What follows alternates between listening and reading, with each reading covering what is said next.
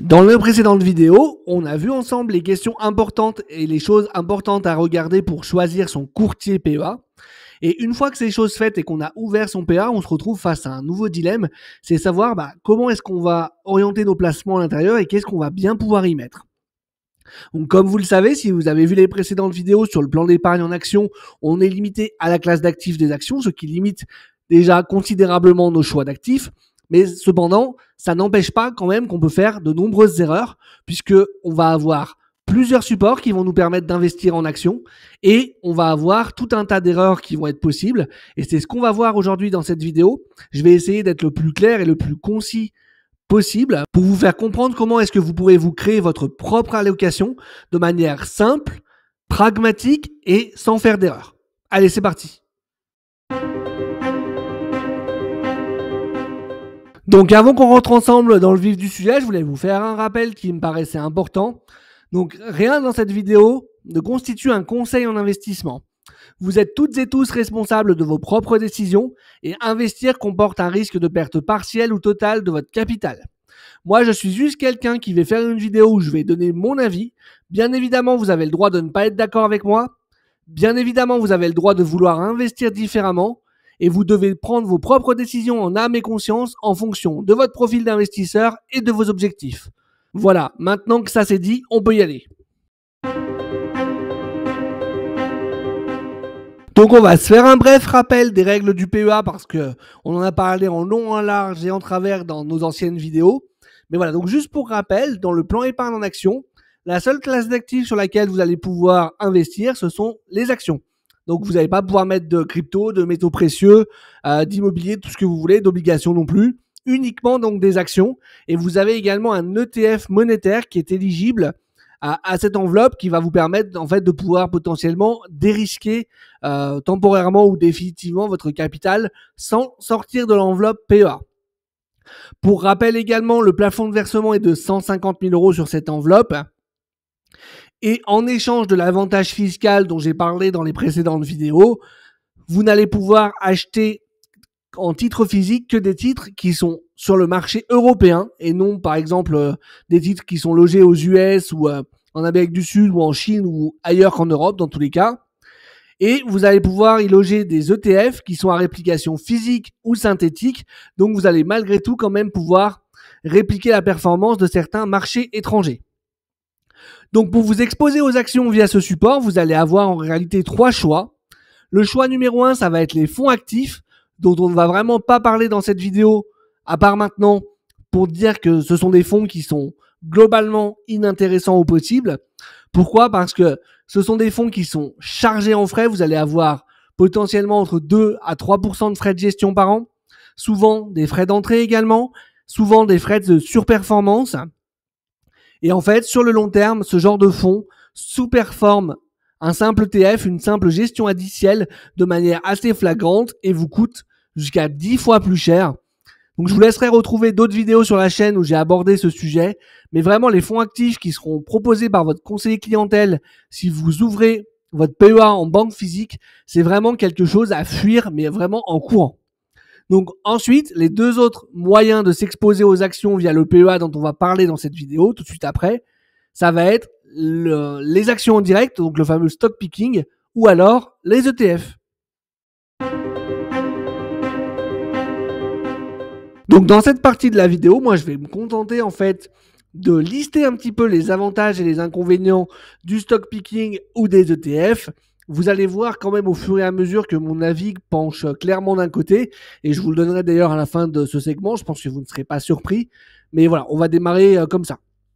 Donc déjà le stock picking, c'est donc le fait de choisir en fait par vous-même les propres actions que vous allez acheter en direct. Donc vous allez pouvoir acheter dans le PEA par exemple du Novo Nordisk, du Total Energy, du BNP Paribas, du L'Oréal, du LVMH, que sais-je encore. Je vous rappelle que vous êtes bien évidemment limité aux titres européens en direct, donc ça va déjà être une première limite au stock picking en fait sur le PEA, dans le sens où si vous souhaitiez vous exposer à des actions US dont tout le monde parle, déjà c'est pas possible. Donc ça vous limite déjà considérablement dans le choix de vos actions. Je vous êtes pas sans savoir, je pense que l'Europe n'est pas le continent le plus vigoureusement économique qui soit, ni loin de là, et donc on n'est pas non plus le continent où on a une quantité monstrueuse d'entreprises de qualité dans lequel investir en bourse directement. Alors qu'avec les ETF, de l'autre côté, vous allez vraiment pouvoir répliquer tous les indices étrangers, que ce soit l'indice Emerging Market, ou le Nasdaq 100, ou le S&P 500, ou le Dow Jones, ou l'MSCI World, groupe 1500 entreprises dans les pays dits développés, entre guillemets. J'aime pas trop ce terme-là, mais voilà. Donc c'est déjà pour moi un premier avantage pour les ETF. Ensuite, ce qu'il faut bien comprendre, c'est que quand vous allez vous-même choisir vos actions en direct, vous allez potentiellement vous tromper. Je veux dire, vous n'êtes pas infaillible et personne ne l'est. Et même les investisseurs chevronnés qui investissent depuis plusieurs décennies se sont trompés en achetant des actions. Donc ça peut vous arriver.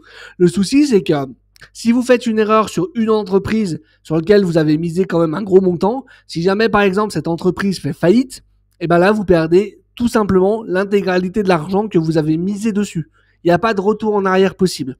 Donc passer par les ETF, ça élimine ce risque spécifique, c'est-à-dire que ça ne va pas du tout empêcher que des entreprises fassent faillite, et même des entreprises dans un indice. Mais si vous avez un indice comme le S&P 500 par exemple, et qu'une entreprise du S&P 500 est amenée à faire faillite, vous en avez toujours 499 qui sont là. Donc ça va peut-être subir une baisse quand même sur le S&P 500, mais elle sera minime, et elle sera rattrapée normalement assez rapidement. Donc, encore un point de plus pour les ETF selon moi. Enfin, ce qu'il faut comprendre, c'est que le stock picking, si vous voulez faire ça correctement, c'est quelque chose qui est extrêmement chronophage. C'est-à-dire que, déjà, dans un premier temps, il va falloir appliquer les critères que vous allez regarder pour sélectionner les entreprises dans lesquelles vous souhaitez investir. Une fois que vous avez tous ces critères, il va falloir utiliser un stock screener ou alors toute autre technologie pour filtrer déjà les actions qui sont un minimum intéressantes selon les critères que vous avez fixés. Ensuite, il va vous falloir vous plonger dans les documents internes des entreprises, donc les bilans, les comptes du résultat. Il va falloir que vous compreniez le business model de l'entreprise, que vous écoutiez les dirigeants, que vous compreniez leur vision, que vous essayiez de comprendre là où ils veulent aller, afin de vraiment comprendre si c'est quelque chose qui vous parle, qui vous correspond, et si vous pensez vraiment qu'il y a un avenir là-dessus. Et une fois que vous avez fait tout ça, vous pouvez commencer à investir dans l'entreprise, mais c'est loin d'être terminé. Parce que vous pouvez faire tout ça à l'instant T et trouver une entreprise qui vous convient à l'instant T, mais c'est pas pour autant, c'est pas parce qu'elle vous convient aujourd'hui quand vous allez investir que dans un an, ça sera toujours le cas. Potentiellement, dans un an, vous aurez la même entreprise, mais avec des chiffres qui seront très dégradés, une vision qui aura changé, un PDG qui aura quitté son poste, une nouvelle direction. Il y a plein de choses qui peuvent se changer, ça peut changer extrêmement rapidement. Et donc, vous allez devoir tous les trimestres écouter la conférence du PDG pour savoir ce qu'il a à dire sur la vision. Vous plongez à nouveau dans les chiffres, les comptes de résultats, etc. Alors, si vous êtes passionné par la bourse et que c'est vraiment quelque chose qui vous fait kiffer, franchement, allez-y et vous aurez peut-être des chances de surperformer le marché. Mais si vous êtes comme 99% des gens et que vous avez envie d'investir, mais sans y passer non plus 8 heures par semaine à lire des comptes de résultats, à étudier des bilans, etc., les ETF, c'est beaucoup plus simple, puisque là, vous mettez en une seule ligne, vous vous exposez à plusieurs dizaines, voire même plusieurs centaines, voire plusieurs milliers d'entreprises en fonction de l'ETF que vous choisissez. Et vous n'avez pas de questions à vous poser, puisque s'il y a des entreprises qui surperforment, elles vont finir par intégrer l'indice. Si vous avez des entreprises qui font faillite ou qui sous-performent, avec le temps, elles vont finir par sortir de l'indice. Et vous allez en fait récupérer la performance moyenne de toutes ces entreprises. Et sur le long terme, même les gérants professionnels, comme on a dit tout à l'heure en parlant des fonds actifs, n'arrivent pas à battre le marché. Donc, autant essayer de faire ce que le marché fait plutôt que d'essayer de le battre en y passant des heures et des heures, à moins que vous soyez vraiment passionné. Mais voilà, moi je penche vraiment de mon côté pour les ETF. Après, vous n'êtes pas obligé de choisir 100% l'un ou 100% l'autre, mais dans tous les cas, pour moi, vous devez faire un minimum d'ETF. Ça doit même représenter, selon moi, une grande partie de votre allocation sur les actions. C'est-à-dire que vous pouvez très bien dire je fais 70, 80, 90% d'ETF et puis je vais investir quand même dans 1, 2 ou 3 boîtes que j'aime bien, histoire de dire que je fais un petit peu de stock picking. Ça peut être aussi une solution. Mais vraiment, les ETF sont un outil formidable qui va démocratiser l'investissement en bourse vraiment pour le plus grand nombre, de par sa simplicité, sa facilité d'utilisation et du fait que ça élimine quand même pas mal de risques qui sont propres au stock picking en lui-même.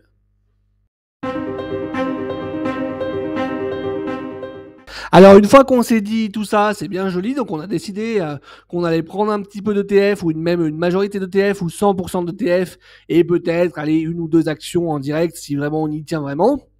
Il va falloir faire attention à plusieurs points. Alors bien évidemment, si vous décidez d'être 100% stock picking, ce passage-là de la vidéo, il va vous servir à rien. On est bien d'accord.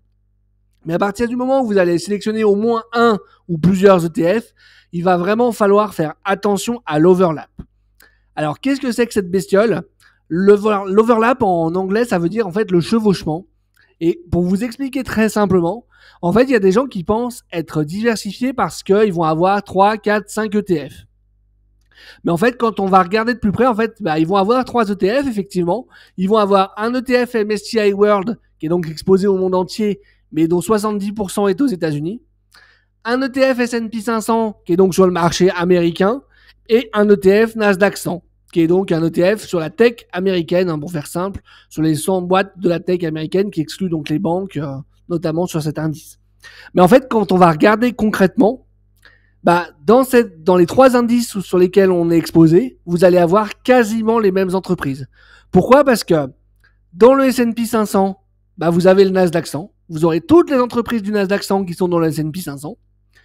Et dans le MSCI World, vous aurez le S&P 500. Ce qui veut dire qu'en fait, vous allez être exposé 3 fois aux mêmes boîtes, tout en ayant l'impression d'être diversifié. Donc il faut vraiment faire très attention à ça. Je pense que c'est l'erreur la plus commune que je vois passer partout sur les réseaux sociaux, sur des groupes de finance ou d'investissement. C'est même la principale question posée. Moi, si je devais donner mon avis là-dessus, il faudrait maximum 3 ETF, les plus larges possibles, et faire un maximum attention à l'overlap. Ça veut dire que si par exemple vous prenez un MSCI World, vous êtes exposé au monde entier, sauf les marchés émergents. Donc à partir du moment où vous avez un MSCI World, pour moi, si vous voulez augmenter votre diversification géographique, c'est un ETF marché émergent. Point final. Surtout que sur le PEA, vous êtes quand même relativement limité en ETF Smart Beta ou en ETF à levier ou des choses comme ça, vous avez beaucoup moins de choix. Donc en fait, à partir du moment où vous avez un World, la seule chose dont vous avez besoin en plus, si vraiment vous voulez vous exposer, vous diversifier à 100% géographiquement, c'est un ETF marché émergent. Si vous n'avez pas d'ETF MSCI World et que vous avez par exemple un ETF S&P 500, vous pouvez très bien vous dire, moi je veux m'exposer quand même aussi un petit peu à l'Europe. Et dans ce cas-là, prendre un ETF Eurostock 600, qui est le plus large qui existera sur l'Europe, ou un Stock 50 si vous voulez être plus concentré. Pour moi, c'est toujours mieux d'être le plus large possible, mais chacun verra midi à sa porte. Et ensuite, encore une fois, vous exposez au marché émergent avec un ETF Emerging Market si vous le souhaitez. Mais c'est tout. N'allez pas prendre un S&P 500 et un Nasdaq. Vous aurez les mêmes entreprises. Vous allez avoir les 100 entreprises du Nasdaq 2 fois. Ça ne sert à rien. Ça vous rajoute des lignes, ça vous rajoute de la complexité dans votre portefeuille. Ça va vous rajouter des frais de passage d'ordre pour absolument rien. Donc faites vraiment attention à ça. Et c'est quand même assez simple à savoir quand vous allez voir justement quels indices sont répliqués. Vous tapez le nom de l'indice sur Internet. Vous allez tout de suite avoir les 10 premières entreprises qui constituent donc la majeure partie de l'indice. Si vous voyez que les 10 sont exactement les mêmes, vous avez tout de suite compris que ça ne sert à rien de s'exposer sur ces 2 indices-là.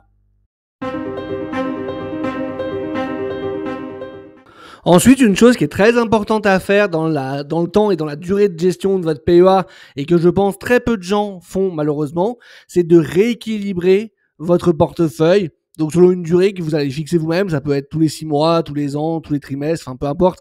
Ça sert à rien de le faire peut-être tous les mois non plus, je pense. Mais voilà, au moins 1 fois ou 2 fois par an, je pense que ça peut être très bien. En fait, l'idée, c'est une fois que vous avez choisi votre répartition, donc par exemple, vous avez pris on va dire, 50% sur un S&P 500, 25% sur un Stock 600 et 25% sur un Emerging Market, par exemple. C'est pas du tout une recommandation de répartition, bien évidemment, c'est vraiment juste pour l'exemple. Mais voilà, on va dire que vous partez sur cette répartition-là. Au bout d'un an, quand vous allez revenir, peut-être que le S&P 500 aura surperformé les 2 autres et qu'au lieu que vous soyez à 50, 25, 25, vous serez peut-être à 60 et 20 et 20, par exemple. On va dire que le Stoxx et le marché émergent ont fait la même performance. Et ben dans ce cas-là, ce que vous devez faire, c'est vendre un petit peu de S&P 500 pour le réallouer sur les deux autres, donc le Stoxx et l'Emerging Market, afin de revenir à votre répartition de départ, c'est-à-dire 50, 25, 25, qui va faire qu'en fait, ça vous oblige en fait à prendre des profits sur ce qui a plutôt bien marché pour le réallouer sur ce qui a plutôt un peu moins bien marché, et potentiellement quand les cycles s'inverseront et que ce seront les deux autres qui performeront ou qui performeront peut-être un peu mieux que le S&P 500, aller chercher en fait de la performance supplémentaire. Et surtout, là, ce qui est important, c'est que vous restez raccord avec votre décision de départ et donc avec votre profil de risque. Parce que, admettons à l'inverse que le S&P 500 et l'Europe font des performances très moyennes, mais que c'est les marchés émergents qui explosent et que au bout d'un an, les marchés émergents, ils représentent 50% de votre portefeuille au lieu d'en représenter 25. Bah, vous voyez, votre niveau de risque, ce n'est plus du tout le même que ce que vous aviez à la base.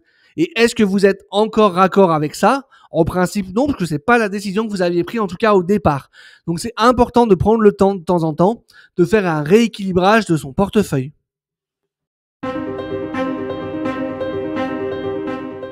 Alors c'est sûr qu'à l'issue de cette vidéo, vous vous dites pour bordel, qu'est-ce que c'est chiant, c'est ennuyeux quand même, ça manque un peu d'action, ça manque un peu d'adrénaline, moi je veux acheter, je veux vendre, je veux faire du trading. Alors bon, ça on va pas en parler dans cette vidéo, mais sachez quand même que 80% des traders sous-performent le marché et le simple gestion passive sur des ETF.